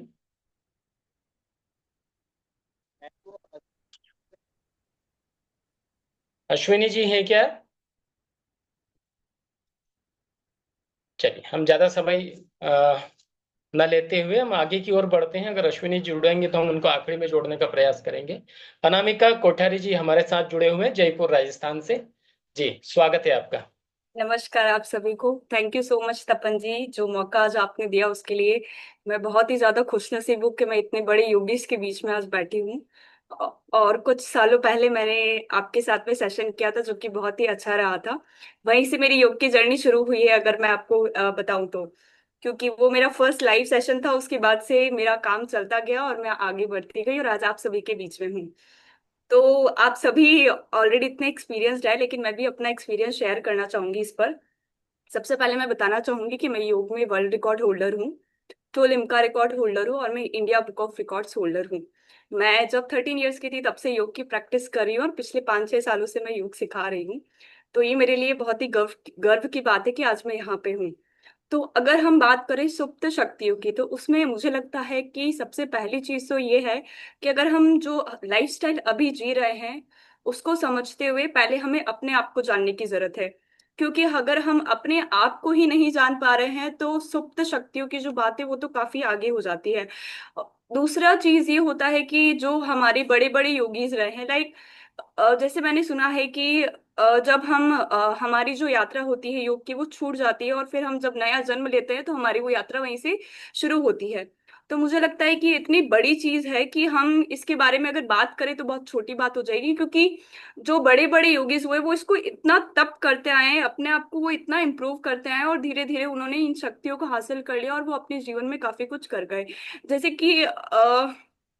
कि अगर हम बात करें तो जो बड़े बड़े संत हुए जैसे कबीरदास जी भी हैं, कहा जाता है कि उन्होंने कभी किताबें नहीं पढ़ी, उन्होंने कहीं से कुछ ज्ञान नहीं लिया, लेकिन फिर भी उन्होंने इतने अच्छे अच्छे दोहे और इतना अच्छा अच्छा ज्ञान हमें वो देकर गए हैं। तो ये उनकी शक्तियों का ही राज है जिस वजह से ये हुआ है।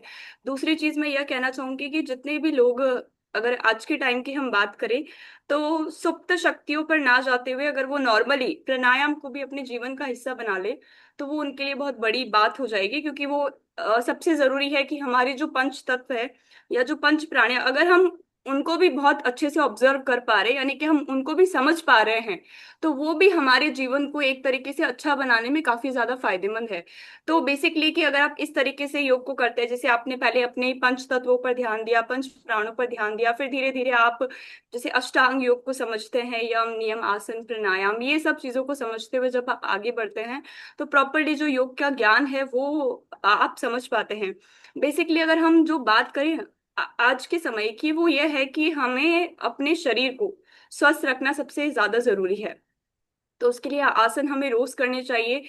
कई लोग बोलते हैं कि टाइम का इशू होता है या कुछ ऐसा, तो भी कम से कम मेरा मानना है कि सूर्य नमस्कार एक ऐसी प्रैक्टिस है जो आपको करनी चाहिए।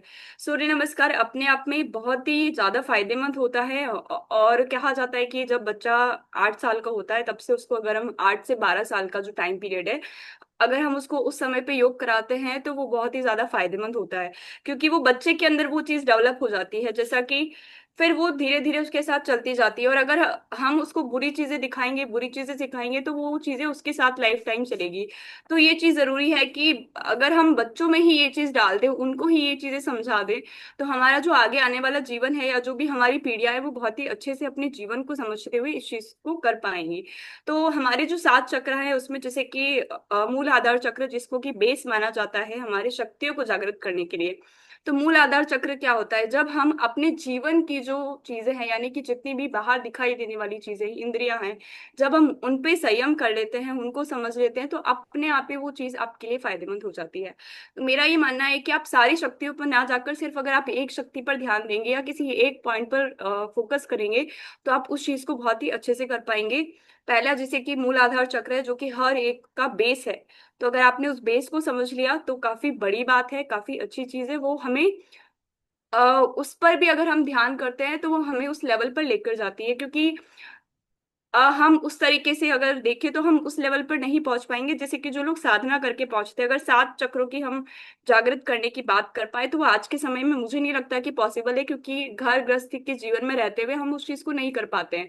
तो ये चीज जरूरी है कि बस आप चक्रास पर ध्यान देते हुए अपने जीवन को और भी ज्यादा अच्छा बना सकते हैं। तो बस मैं इतना ही कहना चाहूंगी कि आप इस तरीके से योग करें। बाकी आप सभी योग टीचर हैं। तो बहुत बहुत धन्यवाद तपन जी, मुझे आज के सेशन के लिए इनवाइट करने के लिए। Thank you. बहुत बहुत धन्यवाद अनामिका कोठारी जी, जो कि जयपुर राजस्थान से हमारे साथ में जुड़े थे और बहुत सारी बातें उन्होंने बताई। अगला नाम अतिथि वक्ता पैनल में दीपा भोसले जी, जो कि वलसाड़ गुजरात के साथ हमारे साथ में है। स्वागत है आपका जी। नमस्कार। पहले तो खूब खूब आभार राजमाता अहल्या योग केंद्र का कि जिन्होंने आज मुझे मौका दिया और आप सबको सुनने का मौका मिला। उसमें से भी बहुत सारी जानकारी मिली।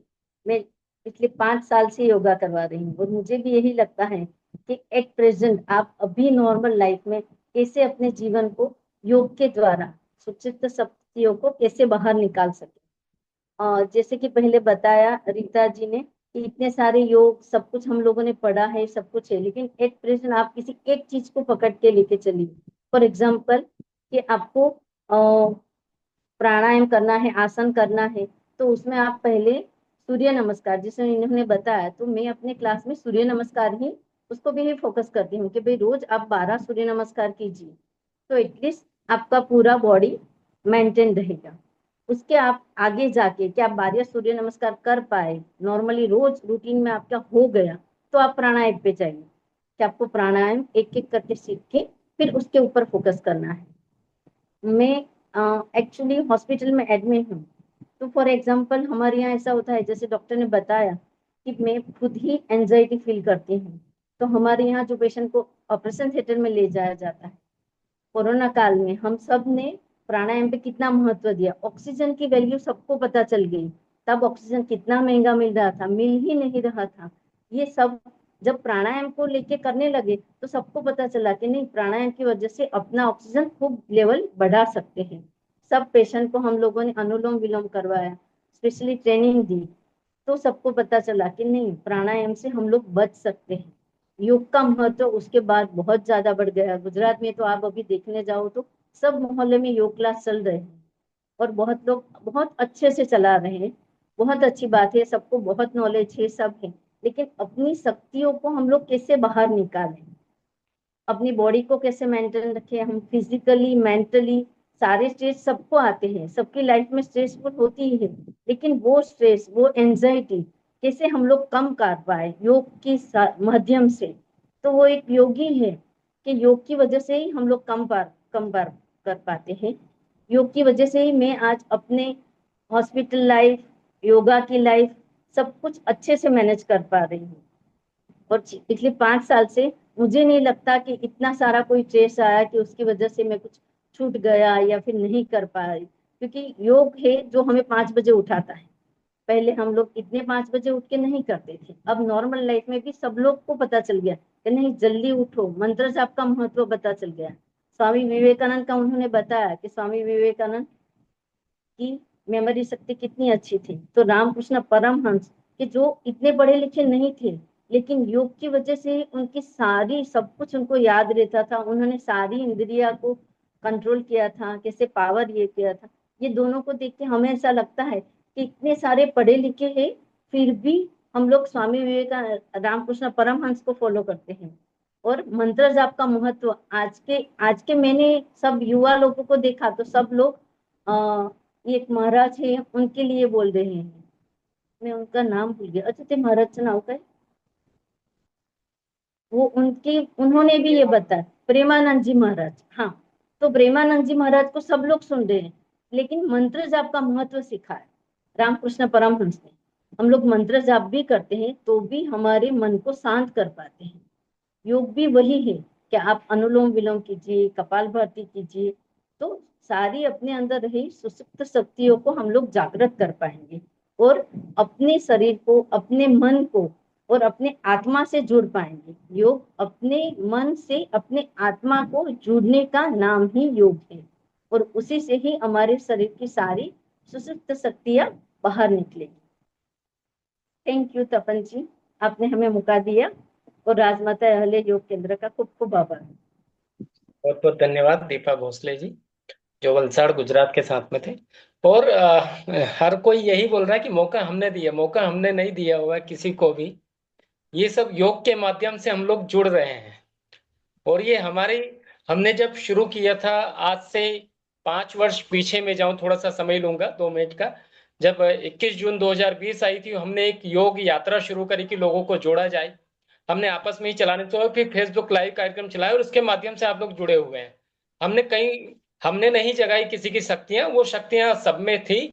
हम केवल इसके एक दूत बने, जो बोलना चाहिए कि हम दूत थे, उनकी शक्तियों को जगाया कि नहीं, आप लाइव ले सकते हैं, आप आ सकते हैं, आप कर सकते हैं। बस इतना हमने किया है। तो मौका किसी को हम नहीं दे रहे हैं, मौका जो दे रहा है वो योग दे रहा है। तो ये योग की ही शक्ति है कि हम अपनी शक्तियों को जागृत हमने किया, और आपकी भी शक्तियों को जागृत करने में हमने थोड़ी बहुत अपनी भूमिका निभा पा रहे हैं। जी, स्वागत है। आप हमारे साथ में जुड़ेंगे प्रियंका आत्रेय जी, जयपुर राजस्थान से। स्वागत है आपका। जी, नमस्कार सभी को। मैं भी राजमाता अहिल्या योग केंद्र का धन्यवाद करना चाहती हूँ, मुझे इस मंच पर मुझे बुलाने के लिए, और मुझे सब लोग सुन रहे हैं उसके लिए उन लोगों का भी धन्यवाद। यहाँ पे हम जो आज का टॉपिक है, उस टॉपिक को अगर हम देखें तो उसमें हम सुप्त शक्तियों को जागृत करने की बात कर रहे हैं। सुप्त शक्तियां, हम देखते हैं कि वो शक्तियां हमारे अंदर पहले से है। हम सुप्त क्यों बोल रहे हैं उन्हें? सुप्त इसलिए बोल रहे हैं कि वो शक्तियां प्रेजेंट हैं आपके अंदर, बस आपको उन्हें जागृत करना आना चाहिए। इसलिए आज का टॉपिक जो है वो योग पर बहुत बल दे रहा है कि योग के माध्यम से हम किस तरीके से उन शक्तियों को जागृत करें। आज के भाग दौड़ भरे जीवन में हम देखते हैं कि हमारी ऊर्जाएं जो है, हमारी शक्ति जो है, वो बाहर की तरफ बहुत ज्यादा हम उसे कह सकते हैं खर्च हो रही है, बाहर के विषयों पर बहुत ज्यादा खर्च हो रही है। और आज के परिप्रेक्ष्य में अगर हम देखें तो कुंडलिनी जागरण या फिर साधना से शक्ति सिद्धियां जो प्राप्त करने की बात हम कर रहे हैं, वो एक असंभव सा जान पड़ता है। अगर हम एक लेमैन की लैंग्वेज में सुने, हम सब योग से जुड़े हुए हैं इसलिए हम इस चीज को मान रहे हैं, बट हम किस तरीके से लोगों को बताएं कि वो शक्तियां हैं और हमें उन्हें जागृत करना है। आप अपने अंदर उस शक्ति को पैदा करें। तो हम यहाँ पे बात कर रहे हैं कुंडलिनी जागरण की। तो कुंडलिनी जागरण में आपको शिव शक्ति का मिलन जिसको हम बोलते हैं, तो शक्ति की उपासना हम कल से शुरू करने वाले हैं। तो क्यों ना हम कल से ही इस शक्ति को जागृत करने की शुरुआत करें, और शक्ति को उस शिव से, जो हम अपने मूलाधार से सहस्त्रार तक का सफर है, वो इन 10 दिनों में पूरा करें। तो उसके लिए हम बहुत से उपाय देख चुके हैं, बहुत से साधन, जितने भी हमारे वक्ता हैं, रीटा जी ने भी हमें बताया कि किस तरीके की जीवन पद्धति हमें लेनी है। हम आसन प्राणायाम के थ्रू उससे बढ़ा सकते हैं। बट यहाँ पर मैं आपको महर्षि पतंजलि ने जो हमें 3 मार्ग प्रशस्त किए हैं उनके बारे में बताना चाहूंगी। और वो 3 मार्ग जो हैं उसे हम एक शब्द में याद रखें कि तपस्वी बने। अब मैं अगर आपको कहूं कि तपस्वी बने, तो ये ना समझें कि आपको तपस्या करने बैठ जाना है या फिर हिमालय पर चले जाना है, वहां तपस्या करनी है। ये नहीं है उसका मीनिंग। यहाँ हम ये कहना चाह रहे हैं कि इस शब्द का हम अर्थ समझेंगे। तो 3 जो रास्ते बताए हैं उन्होंने, उसमें सबसे पहला है तप। अगर आप तप करते हैं, अब तप क्या करना है हमें? हम बेसिक तप से शुरू करेंगे। अपना एक डिसिप्लिन बनाइए। हम सब कह रहे हैं आसन करिए, प्राणायाम करिए, ध्यान करिए, पर आपको चाहे आप 5 मिनट दें अपने आप को, पर 5 मिनट उस ध्यान से शुरू करें या उस अपने आप को जानने से शुरू करें। तो जैसा कि हमारे जो प्रीवियस वक्ता है उन्होंने सबने बोला कि अपने आप को जानना, अनामिका जी ने भी बोला, सुधा जी ने भी बोला कि हमें अपने आप को जानना जरूरी है। तो सबसे पहले आप तपस्या करें और अपने शरीर के बारे में जानें। 5 मिनट लगाएं, ध्यान में लगाएं। थोड़ी देर बैठें और ध्यान करें, अपना रूटीन बनाएं, डिसिप्लिन बनाएं और उसे फॉलो करें। जो हम अब नियम और यम नियम की बात कर रहे हैं, तो यम नियम कब फॉलो कर पाएंगे? जब हम उसे रेगुलरली करेंगे। तो अपने जीवन में उसे रेगुलरली अपनाएं। दूसरा जो हम रास्ता देखते हैं वो है स्वाध्याय का। स्वाध्याय यानी इसके दो अर्थ लेंगे हम। स्वाध्याय माने स्वयं का अवलोकन करना, स्वयं का अध्ययन करना। तो हमारी जो इंद्रियां बाहरी विषयों में अभी बहुत ज्यादा लिप्त हैं, उन्हें हम अपने शरीर की तरफ लेके जाएं और स्वाध्याय करें, अपने शरीर को जानें। दूसरा अर्थ हम स्वाध्याय का ले सकते हैं, आप अच्छा साहित्य पढ़ें और अब उस पर चिंतन और मनन करें। तब हम कहेंगे कि हमारा खुद का उद्धार हुआ, हमने अपने वाइब्रेशंस को हाई किया है। वी ऑलवेज से हम वाइब्रेशंस को हाई करें। कैसे करें? ये माध्यम है। कैसे करें? आप स्वाध्याय कीजिए, आप अच्छा वो पढ़िए, जो अपने वेद पुराण है या फिर उपनिषद हैं उन्हें पढ़ें। अच्छा आप अध्ययन करेंगे तो आप देखेंगे कि धीरे धीरे आपके वाइब्रेशंस हाई होना शुरू हो जाएंगे। और तीसरा हम कहेंगे इसे ईश्वर प्रणिधान। क्रिया योग में, पतंजलि योग सूत्र में उन्होंने बताया है तब स्वाध्याय और ईश्वर प्रणिधान। तो ये तीसरा जो हमारा स्टेप है वो बहुत इंपॉर्टेंट है, सरेंडरिंग टू गॉड। आपने अपना कार्य किया, उसके बाद आप ईश्वर को सरेंडर कर दें जो भी आपने किया है। सरेंडरिंग का भाव लाएंगे तो आपके अंदर जो क्वालिटीज हम देखते हैं वो सारी क्वालिटीज आएंगी। जैसे कि हम कहते हैं कि नियम फॉलो करें, यम नियम कैसे फॉलो करें? तो सरेंडरिंग का भाव जब आप लाएंगे तो आपके अंदर धीरे धीरे ये सारे जो आपके अंदर मौजूद हैं ये सारे बाहर निकल के आएंगे। तो इसमें मैं कहना चाहती हूँ तपस्वी, जो मैंने आपको वर्ड कहा कि तपस्वी बने, तप, स्वाध्याय और ईश्वर प्रणिधान करें आप, और तब अपने जीवन को आप उच्च बनाने की वो करिए। और इसी के साथ अभ्यास और वैराग्य, उस पर हम काफी सुन चुके हैं, सभी ने बोला है। इन तीनों को फॉलो करते हुए आप अपना अभ्यास और वैराग्य कीजिए और फिर देखिए आपके जीवन में निश्चित रूप से इन 10 दिनों में एक बहुत बड़ा चेंज आएगा कि आपकी जो सोई हुई शक्तियां हैं वो माता शक्ति जागृत होंगी आपके अंदर। तो इसी आशा के साथ में मैं धन्यवाद करती हूँ सभी का मुझे सुनने के लिए, और तपन सर का मुझे इस मंच पर बुलाने के लिए। धन्यवाद सभी का। बहुत बहुत धन्यवाद। अब अगला नाम हमारी पैनल में रंजना चौधरी जी, मंदसौर मध्य प्रदेश से। स्वागत है आपका।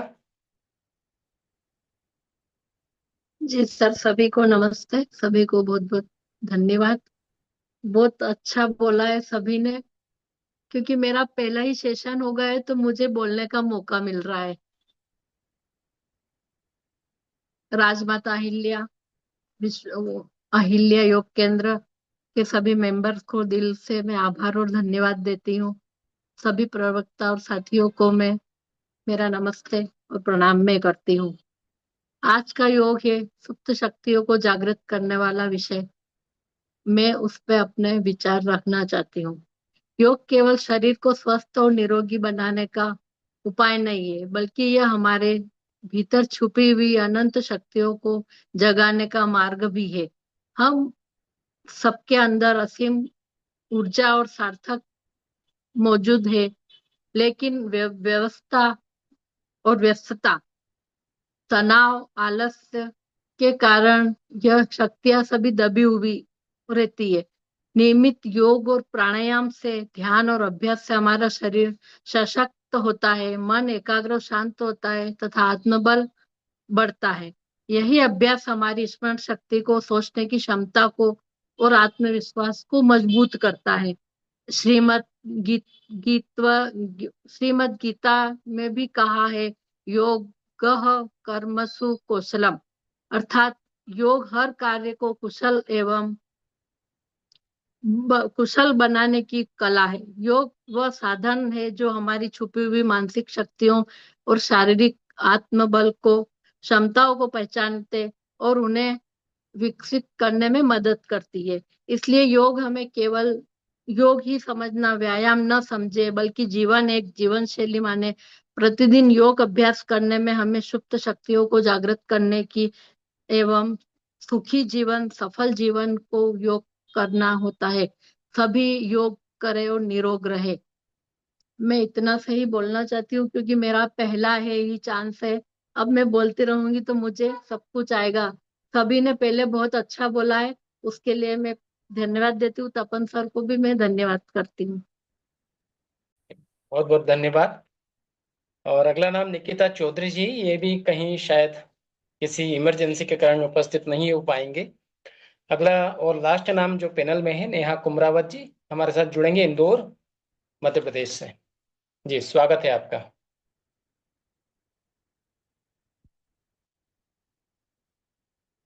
आवाज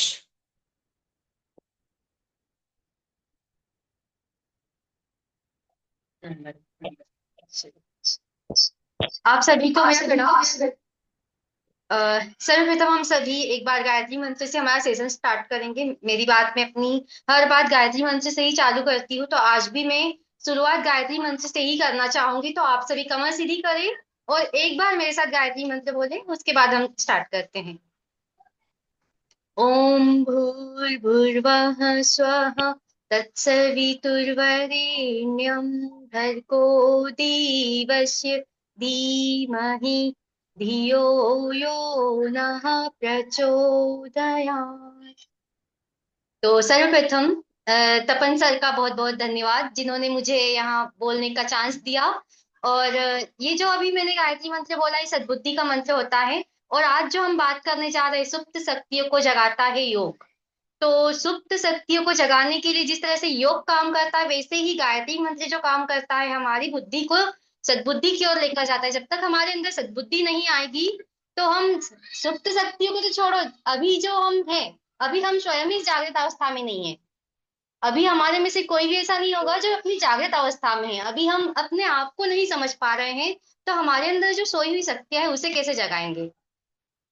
तो हमारे अंदर की सोई हुई शक्तियों को अगर हमें जगाना है तो सर्वप्रथम हमें जागृत होना पड़ेगा। और हमें जागृत अवस्था में जाना है तो हमें कहीं ना कहीं किसी गुरु का, किसी ईश्वर का सहारा लेना बहुत जरूरी हो जाता है। तो हम सभी जानते हैं कि हमारे अंदर क्योंकि चूंकि हम ईश्वर का अंश हैं, तो ईश्वर का अंश है तो ईश्वर के अंदर इतनी शक्तियां है, तो हम ईश्वर का अंश है तो हमारे अंदर भी उतनी ही शक्तियां मौजूद है। लेकिन होता क्या है कि हर इंसान जानता है कि हमारे अंदर अपार शक्तियां छिपी हुई है, लेकिन कोई भी उसे समझ नहीं पाता है, ना उनका प्रयोग कर पाता है, ना उन शक्तियों को जान पाता है। तो उन शक्तियों को जानना एक योग से ही संभव है। और योग योग ही हमें हमारी उन शक्तियों से अवगत कराता है कि हमारे अंदर अपार शक्तियां हैं।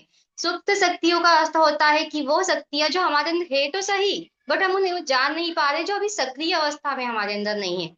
जिस प्रकार से एक बीज के अंदर एक विशाल वृक्ष बनने की संभावनाएं होती है, उसी प्रकार मनुष्य के अंदर भी बहुत सारी ऐसी शक्तियां होती है जिनसे कि वो अपनी चेतना को दिव्य बना सकता है, अपने ज्ञान को एकाग्र कर सकता है, आत्मबल बढ़ा सकता है, करुणा और दिव्य चेतना जैसी अद्भुत शक्तियां जागृत कर सकता है।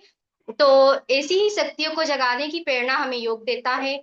अभी तक हमने सिर्फ आसन, प्राणायाम और ध्यान, तीन चीजों को अपनाया है। और आसन, प्राणायाम और ध्यान, इन तीन चीजों को करने से इंसान के अंदर जब इतने परिवर्तन आ जाते हैं, तो सोचिए अष्टांग योग के 8 नियम होते हैं, यम, नियम, आसन, प्राणायाम, प्रत्याहार, धारणा, ध्यान और समाधि। अगर हम इन 8 को अपना ले तो फिर क्या होगा हमारे जीवन में। तो सुप्त शक्तियों को जगाने में योग हमारी बहुत सहायता करता है। योग शास्त्र में भी बताया गया है कि जब हमारे अंदर जो कुंडलिनी शक्ति होती है, जो हमारे मूलाधार में स्थित होती है, वो हमारी एक सुप्त शक्ति होती है। उसको अगर हम जगा ले तो उसको जगाना भी योग, प्राणायाम, ध्यान के द्वारा ही संभव होता है। और उसी से हमारी चेतना दिव्य बनती है। और जब ये शक्तियां जाग जाती है तो हमारे अंदर बहुत सारे परिवर्तन आने लगते हैं। जैसे हमारे अंदर चेतना बढ़ जाती है, एकाग्र शक्ति बढ़ जाती है, दिव्यता आ जाती है, हमारे अंदर करुणा आ जाती है, स्मरण शक्ति तेज हो जाती है, हमें डर नहीं लगता, नकारात्मकता समाप्त हो जाती है हमारी। तो योग ने हमारी इन शक्तियों को जगाने में हमारी बहुत मदद करता है। तो आप सभी को मैं यही बताना चाहूंगी कि योग करें और अपने अंदर की सोई हुई शक्तियों को जगाए। आज नारी शक्ति बोलते हैं कि ऐसा माना जाता है समाज में कि नारियां कुछ नहीं कर सकती, लेकिन नारी हर सब कुछ कर सकती है। आज नारियां अपनी उन सोई हुई शक्तियों को भूल बैठी है, उन्हें अपने अंदर की शक्तियां पता ही नहीं है। जब वो जागे, अपनी शक्तियों को पहचाने और समाज में आगे बढ़े तो बहुत बड़ा कार्य कर सकती है। आज का युग जो है नारी युग है, और नारियों को ये हमारी शक्तियों को पहचानना चाहिए कि हमारे अंदर अपार शक्तियां हैं। इतिहास में भी कई महापुरुष ऐसे हुए हैं जिन्होंने अपनी शक्तियों को जागृत करके बहुत बड़े बड़े कार्य किए। जैसे स्वामी विवेकानंद का उदाहरण ले लेते हैं। स्वामी विवेकानंद जी ने भी अपनी योग के द्वारा अपनी शक्तियों को जागृत किया और अपने देश का परचम पूरे हिंदुस्तान में और पूरे विश्व में लहराया है। महर्षि पतंजलि भी कहते हैं कि योगस चित्त वृत्ति निरोध, योग के द्वारा हमारी मन की सारी चंचलता और चंचलता शांत होती है और हमारे भीतर शक्तियां प्रकट होती है।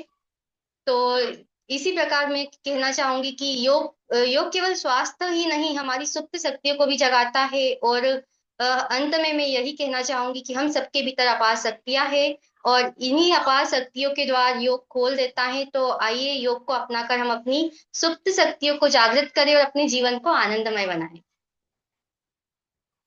इसी के बहुत बहुत धन्यवाद।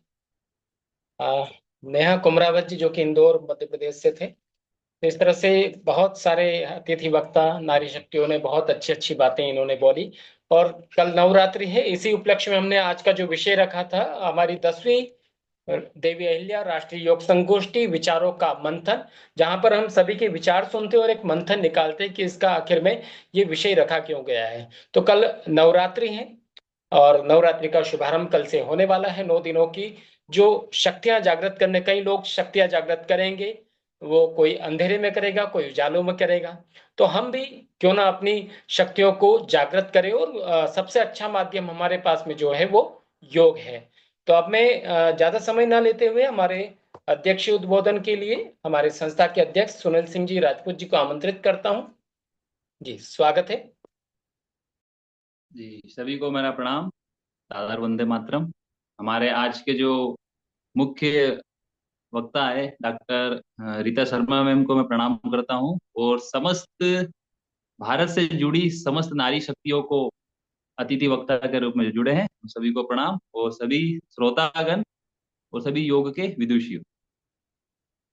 आज का जो हमारा 10वीं राष्ट्रीय योग संगोष्ठी का विषय सुप्त शक्तियों को जागृत करता है योग। तो शक्तियां क्या हमारे अंदर हैं, कोई बाहर की शक्ति तो नहीं। वो बात कर रहे हैं हमारे अंदर की शक्ति की, यानी कि हमारे जो अंदर शक्तियां छिपी हुई हैं उनको जागृत करता है योग। अगर हम उदाहरण की बात करें कि अभी रामायण का जो प्रसंग है, हनुमान जी की बात चल रही थी, क्या हनुमान जी अपनी शक्तियों को स्वयं जान पाते? उनके अंदर शक्तियां तो छिपी थी, लेकिन किसी शाप के वश वो अपनी शक्तियां भूल गए थे। तो वैसे ही हमारे अंदर भी शक्तियां छिपी हुई है, लेकिन हम कहीं ना कहीं उनको भूल रहे हैं। हमें जामुवन जी की आवश्यकता है। तो जामुवन जी जो कार्य कर रहे हैं, जामुवन जी ने जो कार्य किया हनुमान जी को अपना बल याद करवाने का, अपनी सुप्त शक्तियों को जागृत करवाने का, तो वो जो जामुवन जी है वो और कोई नहीं है, वो योग है। आज की अगर अपन बात करें तो वो योग ही जामुवन जी है, जो हमें हमारे अंदर की सुप्त शक्तियों को जागृत करने का मार्ग प्रशस्त कर रहा है। अगर हम बात करें उपनिषद में, उपनिषद में क्या कहते हैं कि अयम आत्मा बलहीना नास्ति, यानी कि आत्मा कभी निर्बल नहीं होती, परंतु अज्ञान, आलस्य और असंयम के कारण यहां शक्ति सुप्त हो जाती है। और योग साधना के माध्यम से हम इस छिपी हुई शक्तियों के सामर्थ्य को जागृत कर सकते हैं। अगर हम बात करें हमारी मातुश्री अहिल्याबाई होलकर की, कि उनके जीवन में अगर हम जाएं, उनके जीवन उदाहरण अगर हम समझे कि जब उनके जो पति हैं खांडेराव होलकर जी का निधन हुआ था और देवी अहिल्याबाई होलकर विधवा हुई थी, तो उस समय उनके ऊपर सती होने का दबाव डाला गया और समाज ने उनको सीमा में बांधना चाहा। लेकिन उन्होंने अपने अंदर जो छुपी हुई शक्तियां हैं कि हमें समाज के लिए कुछ करना है, मुझे मेरी देश की प्रजा के लिए कुछ करना है, तो उन्हीं शक्तियों को उन्होंने जाना, पहचाना और योग साधना के माध्यम से उन्होंने अपने आत्मबल को जागृत किया और उन्हीं शक्तियों के बल पर उन्होंने शासन चलाया, धर्म और संस्कृति की रक्षा की और लाखों प्रजा को सुख शांति प्रदान की। उनका जीवन हमें यहां संदेश देता है कि जब भीतर की शक्तियां को जागृत करते हैं तब परिस्थिति हमारे अनुकूल बनती है। और शास्त्रों में तो हमने प्रमाण देखा ही है, अभी सभी ने बात किया था। तो ऐसा ही हम बात करते हैं भगवत गीता में। भगवत गीता में कहा गया है कि मनुष्य अपने को जब उठाता है, स्वयं को जब जागृत करता है, उठाता है, तो अपनी सुप्त सामर्थ्यों को जगा पाएगा। और तैत्तिरीय उपनिषद में क्या कहा गया है? तैत्तिरीय उपनिषद में यह कहा गया है कि सत्यम ज्ञानम अनंतम ब्रह्मा, जो आत्मा ब्रह्म स्वरूप है उसी में असीमित शक्ति निहित है और योग हमें उसी शक्ति का अनुभव करवाता है। आधुनिक जीवन में अगर हम बात करें तो आज की जो युवा पीढ़ी है अक्सर यहाँ कहती है कि हमारे पास क्षमता तो है लेकिन एकाग्रता नहीं है, दिशा नहीं है, विजन नहीं है।